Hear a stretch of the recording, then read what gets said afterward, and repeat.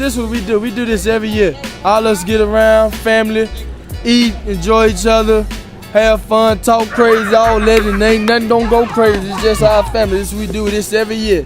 Ain't nothing gonna change. Every time he cooks something, I have to have one.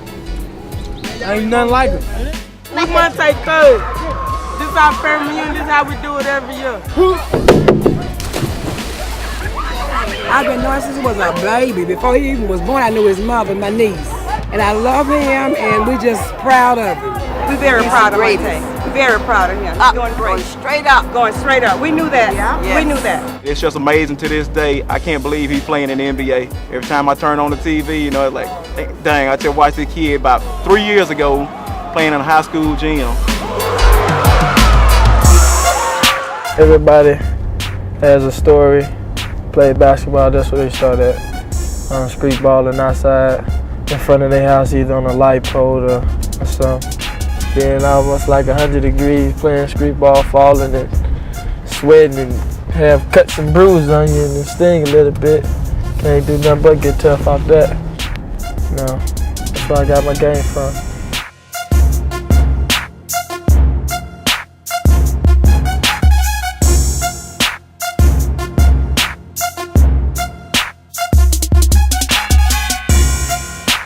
This is where it started right here in my grandparents' house. I stayed here with my grandparents all the way up until I was like 15. And I moved back with my mom and my dad. So it's really the life of Monta Ellis. You're standing in it right here. This is where it all started at right here. When he was little, he was coming up, you know, he was always, you know, to himself, just a quiet person. You never did do no whole lot of talking. Whatever he thought, nobody hardly knew it but him. When dark would come, he would go and say, Mama, I'm going out to shoot ball for a few minutes. I said, well, okay, you go ahead on, Monta. I said, I'll go out and leave from the house. And he would say, okay, Mama, he'll go out and shoot till about 11 o'clock. And I say, it's time for you to come in. I'm coming in a minute, Mama.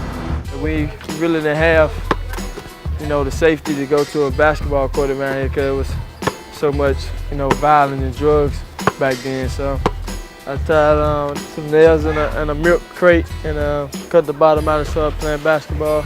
Ever since he was a little boy, he stayed in the street with that ball. I had problems at night, getting him in at night. His nickname we had from middle school to high school was Little Penny Hardaway. Because as we were young, he was always quick and I always wanted to play basketball at all times. So at that time, we just called him Little Penny. When I first saw him play, I said he's going to be good. He's going to be a great player. 6th grade, he wasn't going to let you stop him from getting to the basket then. He could get to the basket. It was just in his blood. He could play already. It was already in his heart. He could play.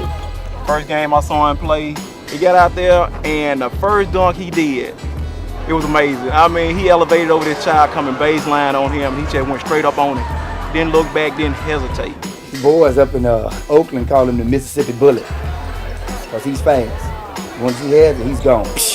That first step is something serious. The first step is like, it's deadly, real deadly. If he gets you with it, I mean, he just fly right past you. There's no stopping him.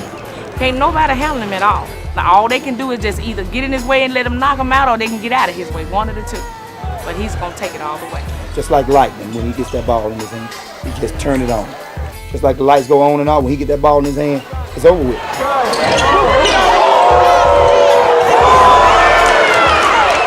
Senior year, he was just unconscious. Point-wise, 40, 50, 60, 72 points a game. I seen him catch one time. I know dude about 6'7", he caught a drop step dunk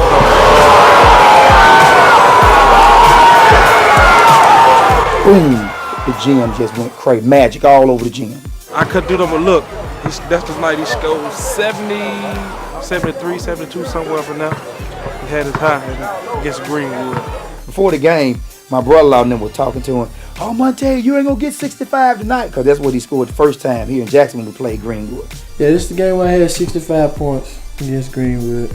In the old record, in my record. I broke it. You ain't gonna get 65 tonight. You might get 17, Monta said, which quarter? And at halftime, he had 23. He came out, next thing you know, he had 26, 29, 31, 40. One step cross half court. Boom, number mid. 2 step cross half court. He scored 30 of the last 40 points in the fourth quarter. He scored more than another team. He had more than another team had. Coach took him out. They gave him a standing ovation. Everybody was clapping. It was just unbelievable. You couldn't believe it. If you can do something like that, man, and make everybody love you, even though you at somebody else's gym, you destined for greatness.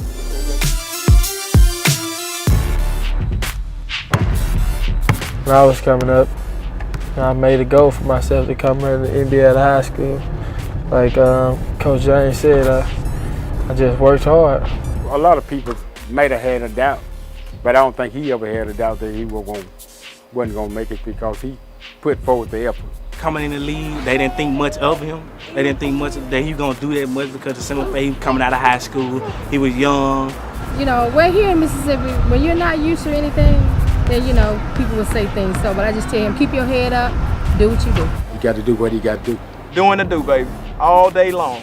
I just worked hard and it paid off. And now got most improved in the NBA, and it came off hard work. I knew he was capable of doing it because that's Monta. When he put his mind out to do it, he's going to do whatever. And I feel good to, you know, prove a lot of people wrong. You know, everybody's always keeping that eye on him, though. We ain't going to let him get out of hand. Nobody's going to let him get out of hand. He ain't going to grow up to be something like some of these knuckleheads, you know, start making a lot of money and, you know, forget where you come from. I told him one thing I want you to do is when you make it to where you are, I want you to come back and do for where you come from. Nothing gonna change. I'm always gonna be the same person because I know what I came from. He really inspired the kid, and that's the thing that I like about it because, you know, the ones that had doubts about they couldn't do this, now that they see he done went on and made it, it makes them feel real good.